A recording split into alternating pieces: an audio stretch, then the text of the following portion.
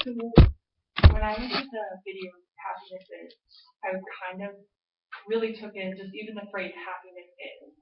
To me, what stuck out is happiness is a state of mind. When I thought of that, I thought of a lot of the experiences I have when I relate to people. Working at Coles, I'm constantly seeing the best sides of people and the worst sides of people.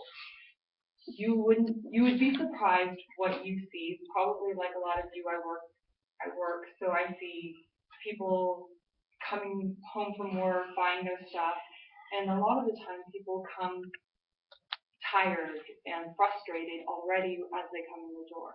And one time I met this man that he was kind of just the opposite of that.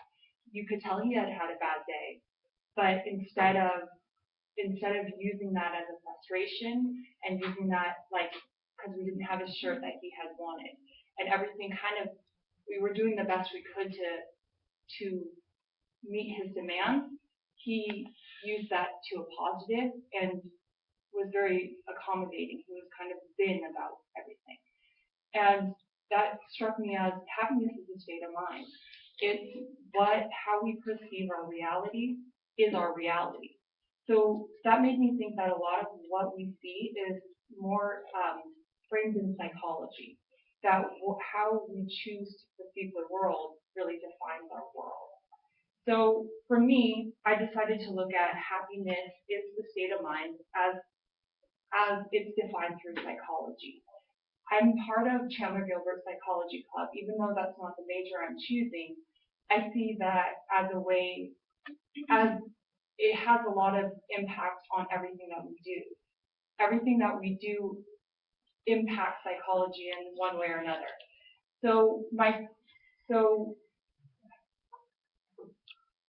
um, psychology affects the world around us. One of the major ways that it does is through therapy, how we talk and relate to people, and how we relate to ourselves. So my first topic, how how psychology relates to the world around us, and how we talk to it, how we relate to ourselves. We all are in a communications class, so we all see communications as something of importance. We wouldn't be in a public speaking class if we didn't see conversation in a way to communicate as having importance and value. So I looked at that and said, if this man could talk and use his words to alleviate stress in a situation, how could we all use those tools to further do that in our own situation? So I kind of went through some of my own psychology books and started looking and seeing what does psychology say that we can impart in our own life.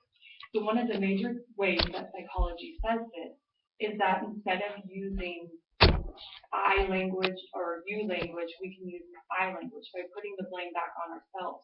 We don't make people defensive. And I think if we have the ability to talk to people in a way that